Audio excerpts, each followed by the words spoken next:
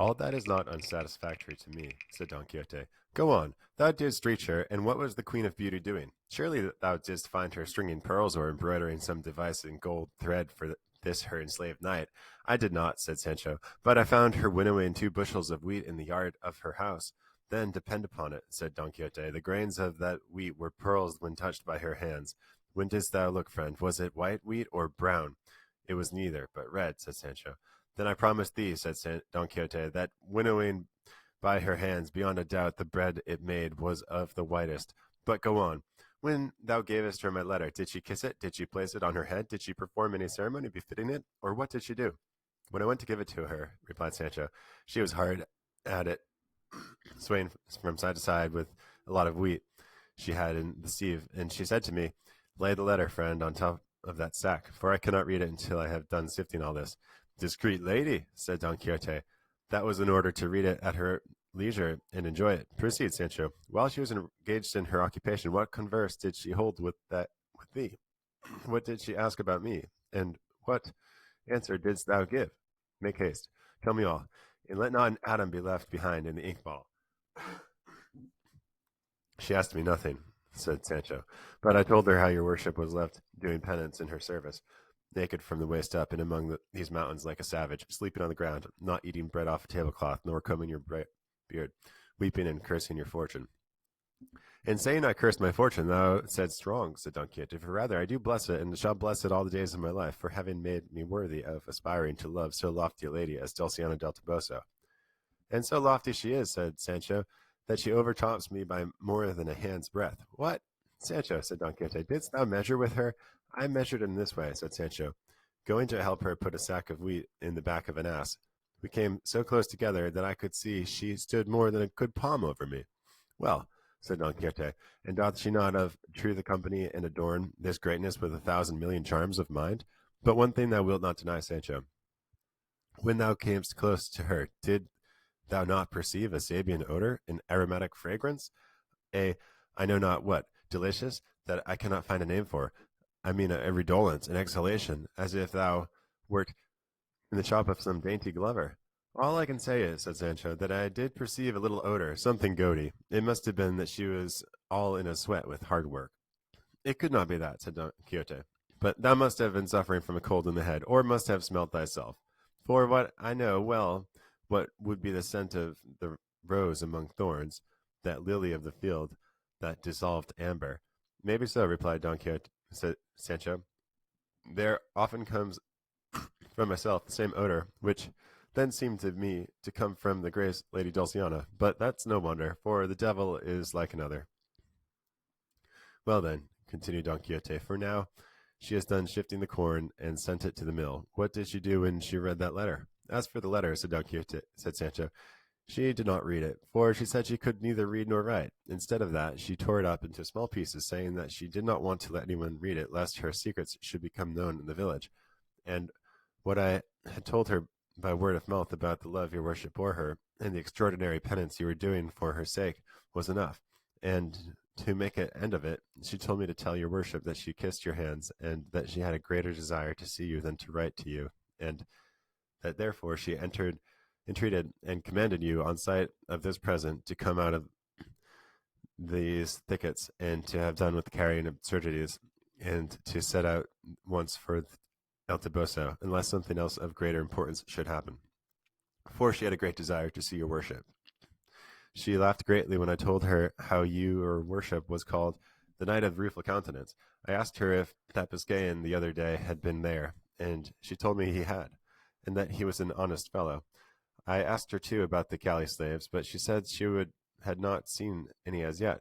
So far all goes well, said Don Quixote, but tell me what jewel it was that she gave thee on taking thy leave, in return of thy tidings of me. For it is a usual and ancient custom with knights and ladies errant to give the squires, damsels, or dwarfs who bring tidings of their ladies to the knights, or their knights to their ladies, some rich jewel as a guerdon for their news and acknowledgment of the message.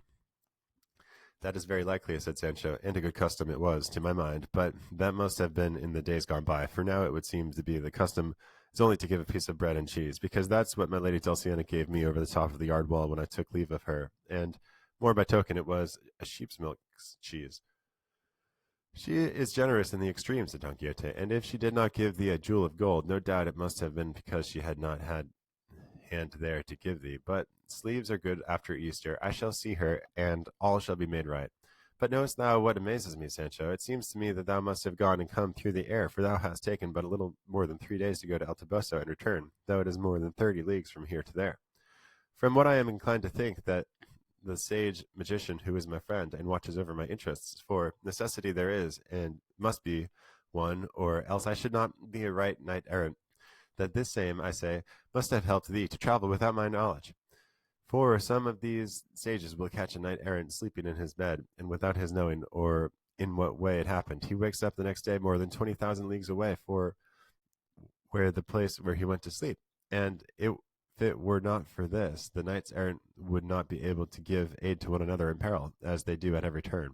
For a knight, maybe, is frightening in the mountains of Armenia with some dragon, or fierce serpent, or another knight, and gets the worst of the battle and is on the point of death. But when he least looks for it, there appears over against him on a cloud, or chariot of fire, another knight, a friend of his, who just before had been in England, and who takes his part and delivers him from death, and at night he finds himself in his own quarters, supping very much to his satisfaction, and yet from one place to the other will have been 2 or 3,000 leagues.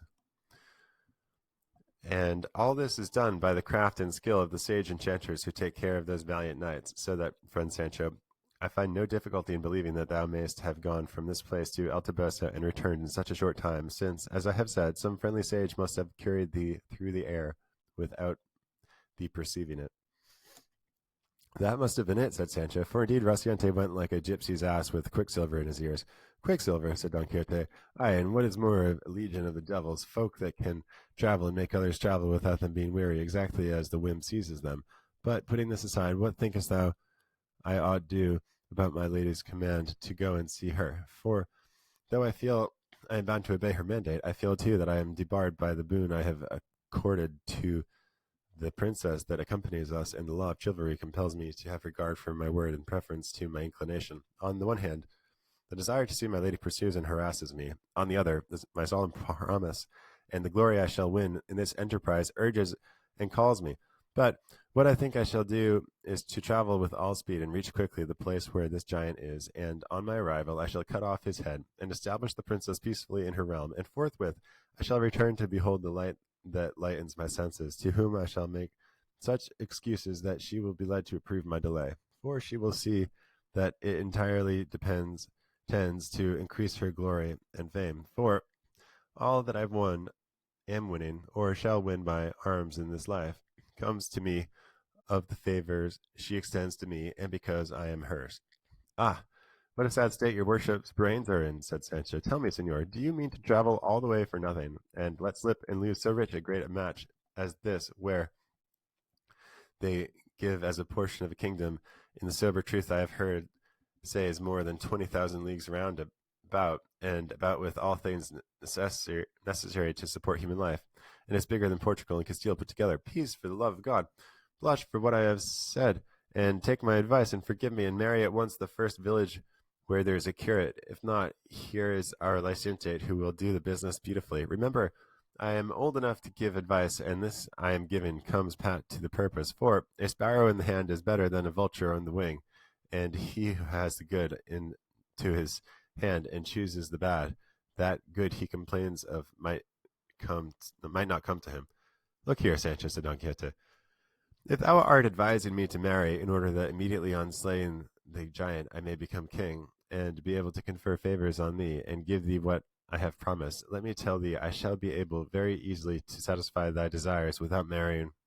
For before going into battle I will make it a stipulation that if I come out of victorious, even if I do not marry, they shall give me a portion of the kingdom, that I may bestow it upon whomsoever I choose. And when they give it to me, upon whom wouldst thou have me bestow it but upon thee?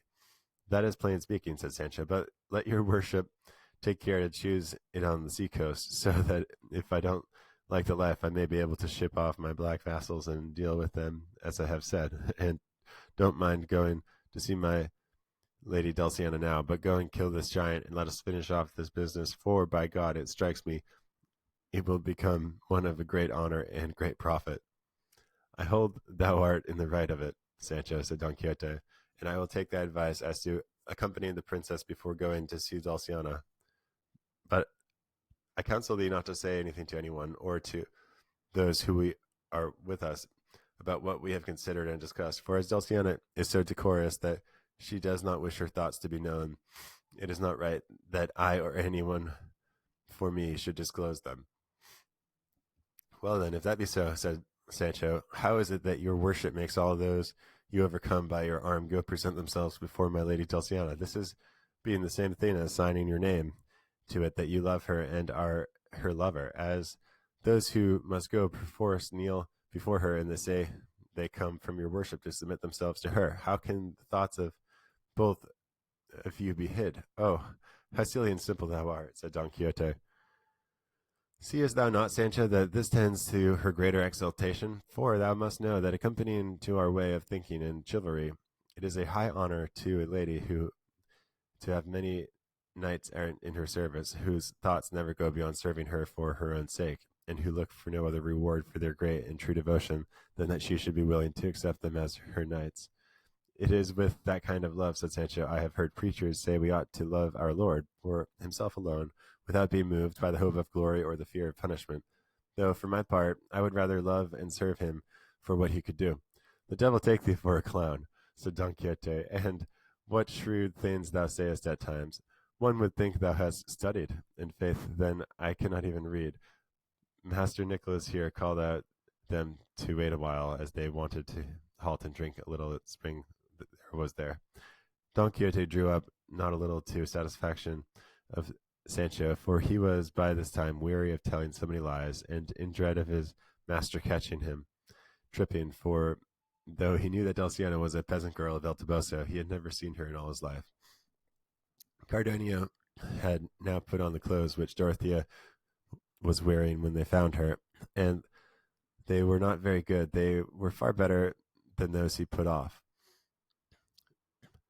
They dismounted together by the side of the spring, and what the curate had provided himself with at the inn they appeased, though not very well, the keen appetite all of them brought with them. While they were so employed, there happened to come by a youth passing on his way, who stopped to examine the party at the spring.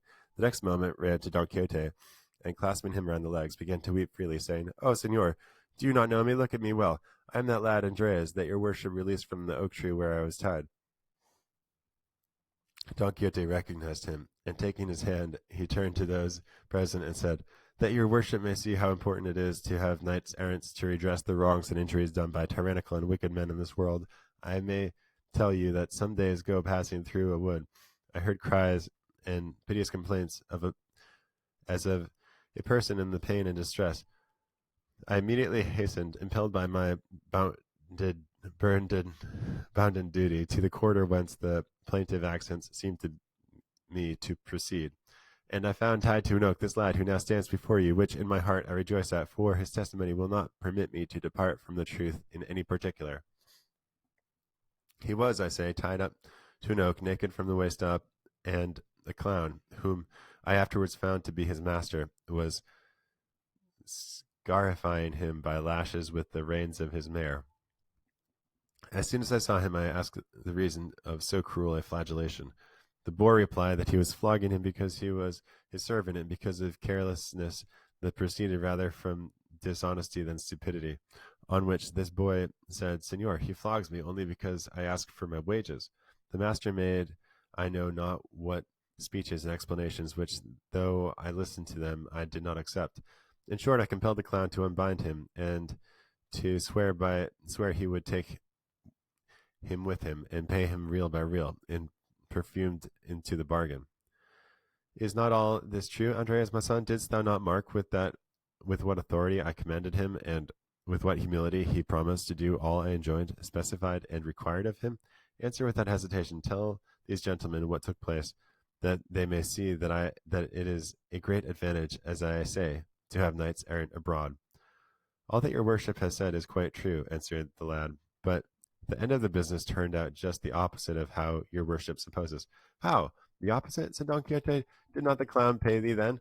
Not only did he not pay me, replied the lad, but as soon as your worship had passed out of the wood, and we were alone, he tied me up again to the same oak and gave me a fresh flogging that left me like a flayed Saint Bartholomew. And every stroke he gave me, he followed up with some jest or jibe about having made a fool of your worship. But for the pain I was suffering, I should have laughed at the things he said.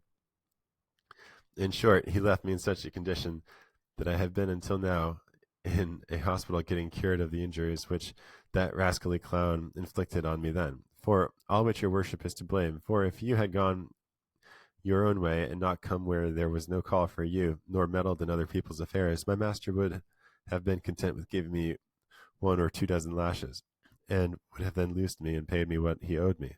But when your worship abused him so out of measure and gave him so many hard words, his anger was kindled, and he could not revenge himself on you. As soon as he saw you had left him, the storm burst me in such a way that I feel as if I should never be a man again. The mischief, said Don Quixote, lay in my going away, for I should not have gone until I had seen thee paid. Because I ought to have known, well, by long experience, that there is no clown who will keep his word if he finds it will not suit him to keep it. But thou rememberest, Andreas, that I swore if he did not pay thee, I would go and seek him, and find him, though he were to hide himself in the whale's belly. That is true, said Andreas, but it was of no use. Thou shalt see now whether it is of use or not, said Don Quixote, and so saying he got up hastily and bade Sancho bridle Rocinante, who was browsing while they were eating. Dorothea asked him what he meant to do. He replied that he meant to go in search of this clown, and chastise him for such inquisitive conduct, and see Andreas paid to the last maravedili, despite and in the teeth of all these clowns in the world. To which she replied that he must remember that in accordance with his promise he could not engage in any enterprise until he had concluded hers, and that as he knew this better than anyone, he should restrain his ardor until his return from her kingdom. That is true, said Don Quixote, and Andreas must have patience until my return, as you say, Senora. But I once more swear and promise not to stop until I have seen him avenged and paid. I have no faith in those oaths, said Andreas. I would rather have now something to help me to get to Seville than all the revenges in the world. If you have here anything to eat that I can take with me, give it to me, and God be with your worship and all the knights errant, and may their errands turn out as well for themselves as they have for me. Sancho took out from his store a piece of bread and another of cheese, and giving them to the lad, he said, Here, take this, brother Andreas, for we have all of us a share in your misfortune. Why, what share have you got? This share of bread and cheese I am giving you, answered Sancho, and God knows whether I shall feel the want of it in myself or not, for I would have you know, friend, that we squires to knights errants have to bear a great deal of hunger and hard fortune, and even other things more easily felt than told. Andreas seized his bread and cheese, and seeing that nobody gave him anything more, bent his head and took hold of the road, as the saying is. However, before leaving, he said, For the love of God, sir knight errant, if you ever meet me again, though you may see them cutting me to pieces, give me no aid or succour, but leave me to my misfortune, which will not be so great, but that a greater will come to me by being helped by your worship, on whom all the knights errant that have ever been born, God sends his curse. Don Quixote was getting up to chastise him, but he took to his heels at such a pace that no one attempted to follow him, and mightily chapfallen was Don Quixote at Andrea's story, and the others had to take great care to restrain their laughter, so as not to put him entirely out of countenance.